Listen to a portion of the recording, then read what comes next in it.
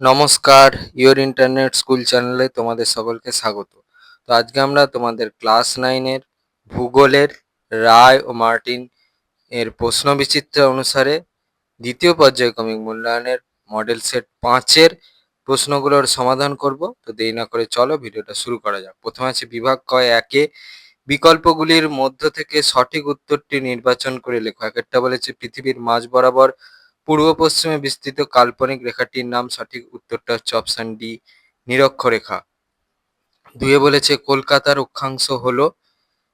এখানে দেখো যে অপশানগুলো দেওয়া আছে সেই অপশানের সঙ্গে কলকাতার যে সঠিক অক্ষাংশটা সেটা মিলছে না।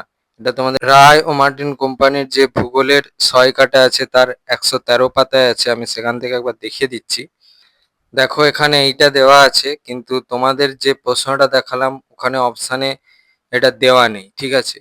তো সেই অনুযায়ী হচ্ছে সঠিক উত্তরটা তাহলে যে অপশানগুলো তোমাদের ওখানে দেওয়া আছে সেই অপশানের সঙ্গে হচ্ছে না, ঠিক আছে? এবার এখানে ভুলও দেওয়া থাকতে পারে, সেটা আমরা এখনো শিওর নয়। এটা তোমাদের ওপর ছেড়ে দিচ্ছি। তোমরা যদি কেউ এই প্রশ্নের যে প্রশ্নটা তোমাদের দেখালাম সেই প্রশ্নের উত্তরটা সঠিক জেনে থাকো তাহলে তার উত্তরটা আমাদের অবশ্যই কমেন্ট করে জানাবে, এবং কোথায় থেকে উত্তরটা পেয়েছো সেটাও একটু মেনশন করে দেবে, তাহলে আমাদের ভালো হয়, ঠিক আছে? পরে একের তিনে বলেছে প্রদত্ত যে জোড়াটি পরস্পর সম্পর্কযুক্ত তা হলো। সঠিক অপশন হচ্ছে অপশন এ, অগ্নুদ্গম অন্তর্জাত প্রক্রিয়া। পরে চারে বলেছে জাপানের ফুজিয়ামা যে শ্রেণীর পর্বতের উদাহরণ তা হলো। সঠিক অপশন হচ্ছে অপশন এ, আগ্নেয় পর্বত। পরে পাঁচে বলেছে আবহবিকারের ফলে চূর্ণ বিচূর্ণ শিলাখণ্ড মূল শিলার ওপর যে আস্তরণ তৈরি করে সেটি হলো। সঠিক অপশন হচ্ছে অপশন বি, রেগোলিথ। পরে ছয় বলেছে উত্তরবঙ্গের একটি নদী হলো। সঠিক অপশন হচ্ছে অপশন ডি, তিস্তা। পরে সাতে বলেছে পশ্চিমবঙ্গের পশ্চিমে অবস্থিত রাজ্যটির নাম। সঠিক অপশন হচ্ছে অপশন ডি, ঝাড়খণ্ড। এবার বিভাগ ক্ষয়ে দুইয়ের এতে বলেছে বাক্যটি সত্য হলে ঠিক এবং অসত্য হলে ভুল লেখো। এক একটা বলেছে একই অক্ষরেখায় জলবায়ুর কোনো পরিবর্তন দেখা যায় না, এটা হচ্ছে ঠিক।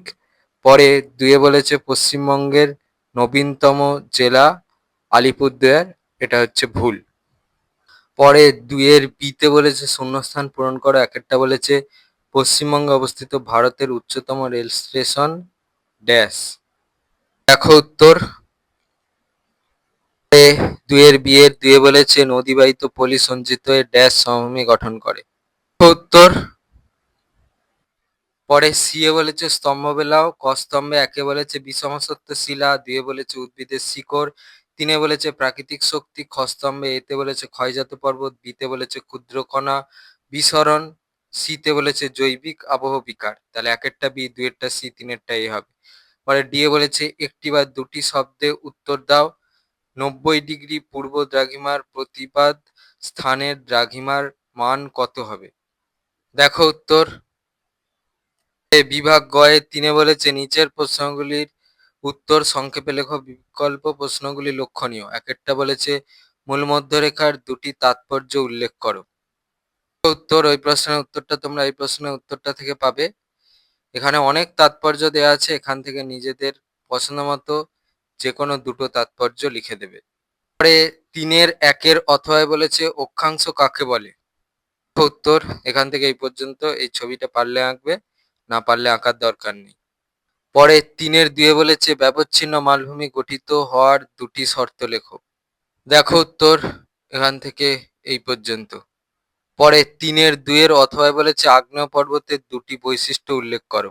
উত্তর, এই প্রশ্নের উত্তরটা থেকে পাবে। আগে আমি সমস্ত বৈশিষ্ট্যগুলো দেখিয়ে দিই। তোগুলো বৈশিষ্ট্য দেওয়া আছে, এখান থেকে নিজেদের মন পছন্দ মতো যে কোনো দুটো বৈশিষ্ট্য লিখে দেবে।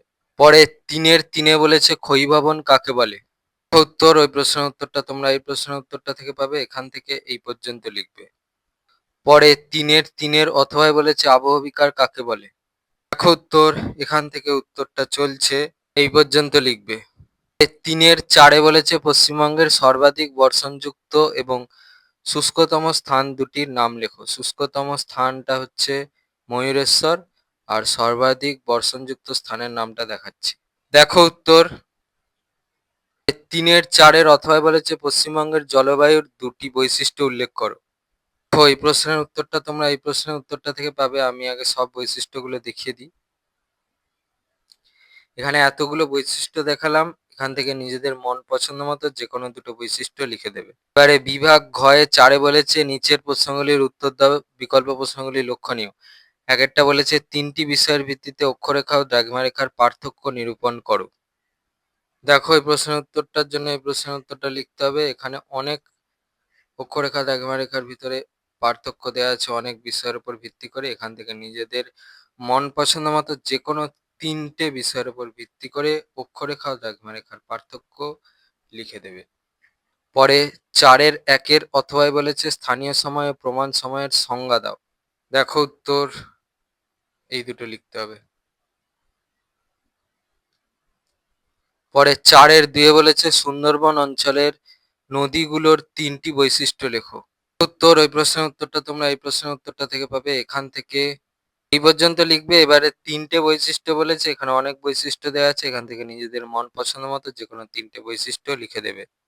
পরে 4-এর 2-এর অথবা বলেছে পশ্চিমবঙ্গের তথ্য প্রযুক্তি শিল্পের 3টি সমস্যা লেখো।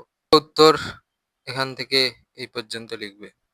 পরে 4-এর 3-এ বলেছে ম্যাগমা ও লাভার মধ্যে পার্থক্য লেখো। তো দেখো এই প্রশ্নের উত্তরটা লিখতে হবে। এখানে অনেক বিষয়ের উপর ভিত্তি করে ম্যাগমা লাভার পার্থক্য দেওয়া আছে। যেহেতু তোমাদের প্রশ্নটা 3 নাম্বার, তাহলে কেউ 3টে বিষয় লিখতে পারো পার্থক্যের, কারো মনে হলে 4টে লিখতে পারো, আর স্কুল ভিত্তিক ব্যাপার থাকলে তাহলে সবগুলো লিখে দেবে। পরে 4-এর 3-এর অথবা বলেছে চিত্রসহ স্বল্পমোচন প্রক্রিয়াটি ব্যাখ্যা করো। উত্তর এই প্রশ্নের উত্তরটা তোমরা এই প্রশ্নের উত্তরটা থেকে পাবে। এখান থেকে এই পর্যন্ত লিখবে। এই ছবিটা আঁকতে হবে, ছবিটা কিন্তু পেন্সিলে আঁকবে। পরে 4-এ বলেছে পর্বত বেষ্টিত মালভূমির 3টি বৈশিষ্ট্য লেখো। দেখো উত্তর ওই প্রশ্নের উত্তরটা তোমরা এই প্রশ্নের উত্তরটা থেকে পাবে।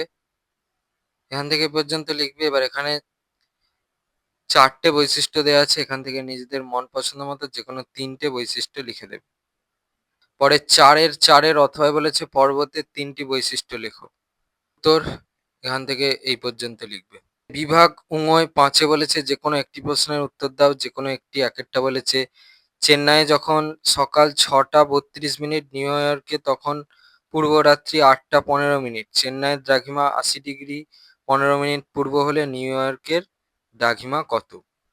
অঙ্কের সুবিধার জন্য আমরা এরকম একটা করে নিলাম।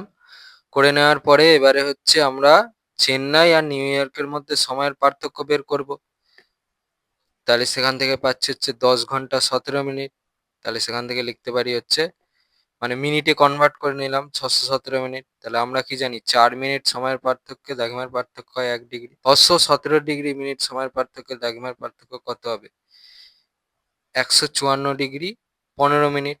ঠিক আছে, যেহেতু divided by 4. 15 মিনিট বেরিয়েছে।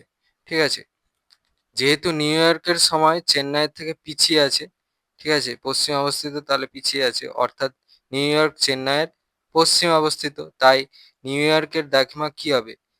নিউ ইয়র্কের দ্রাঘিমা হবে হচ্ছে আমার এইটা যেটা বেরিয়েছে, এখান থেকে আমি হচ্ছে চেন্নাইয়ের যে দ্রাঘিমা আছে সেটা আমি বাদ দেবো, অত পশ্চিম। তাহলে সেখান থেকে পাচ্ছি হচ্ছে 74 ডিগ্রি পশ্চিম। তাহলে অতএব নিউ ইয়র্কের দ্রাঘিমা হচ্ছে 74 ডিগ্রি পশ্চিম। এটা হয়ে গেল আমার অ্যান্সার। পরে 5-এর 2-এ বলেছে পশ্চিমবঙ্গের জলবায়ু ক্রান্তীয় মৌসুমী প্রকৃতির, এই বক্তব্যটির সত্যতা বিচার করো। উত্তর এখান থেকে এই পর্যন্ত লিখবে। তোমাদের ভূগোলের রায় ও মার্টিন কোশ্চেন ব্যাংক অনুসারে দ্বিতীয় পর্যায়ক্রমিক মূল্যায়নের মডেল সেট 5-এর প্রশ্নগুলোর সমাধান। তো তোমাদের যদি ভিডিওটা ভালো লেগে থাকে তাহলে ভিডিওটাকে অবশ্যই লাইক করে দাও এবং আমাদের চ্যানেলটাকে অবশ্যই সাবস্ক্রাইব করে দাও। এই ধরনের ভিডিও নোটিফিকেশন জলদি পেতে হলে আমাদের চ্যানেলটাকে সাবস্ক্রাইব করার পাশাপাশি পাশে থাকা বেল আইকনে গিয়ে অবশ্যই ক্লিক করে দাও, যাতে করে ভিডিও আপলোড হওয়ার সাথে সাথেই তোমরা তার নোটিফিকেশন পেয়ে যাও। আর দেখবে ভিডিও ডিসক্রিপশনে আমাদের টেলিগ্রাম এবং হোয়াটসঅ্যাপ গ্রুপের লিঙ্ক দেওয়া আছে, সেখানে তোমরা জলদি জয়েন করে যাও, যাতে করে সাজেশনের পিডিএফ গুলো তোমরা চটজলদি কালেকশন করে নিতে পারো। তো আজকের মতো ভিডিওটা এই পর্যন্তই। দেখা হচ্ছে পরবর্তী ভিডিওতে।